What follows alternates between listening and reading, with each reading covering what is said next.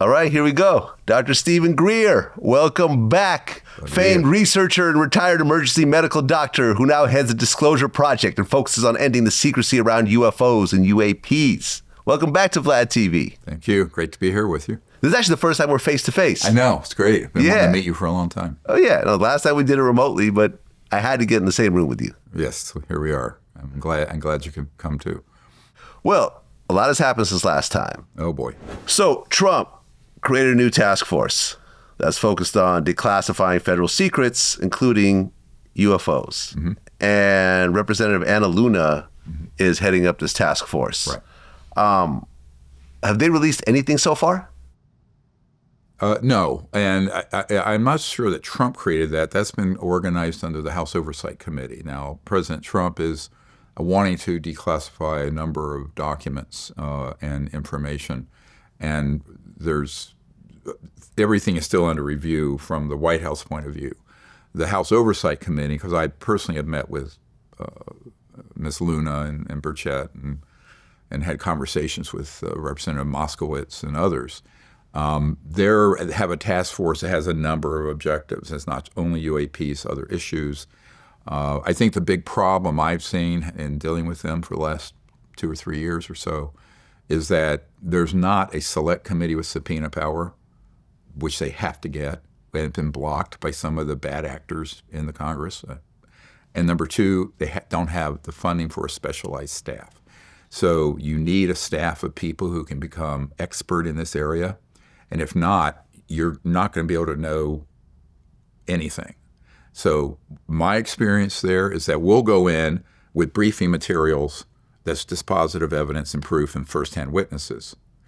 Other people who are professional military and intelligence disinformation operatives go in and then gaslight them in another direction. So for the most part, these people in Congress mean well, but they don't know where the washroom is. They don't even know where the landscape is put out. So, and I don't see that changing. I know 3 years ago when I was brought into the Senate Intelligence Committee SCIF, the Secure Compartmented Information Facility where you do exchange sensitive and top secret information, those guys who are at the top of Senate Intelligence and Armed Services investigating this hadn't not gotten anywhere.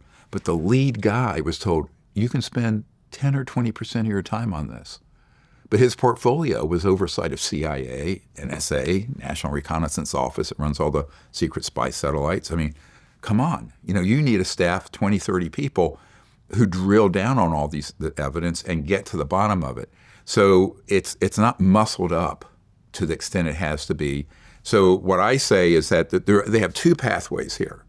They either get it done right, or at least they open up their inquiry to first-hand whistleblowers like Mr. Barber, and not bring in people who are second, third, and fourth hand, don't know anything, right? So the hearing they had a few months ago in the House, there was no one there who knew anything about the subject. They were all second-hand, third-hand, speculative, people who had been with NASA but didn't know anything. I knew a number of them. And I'm going, why are these people testifying?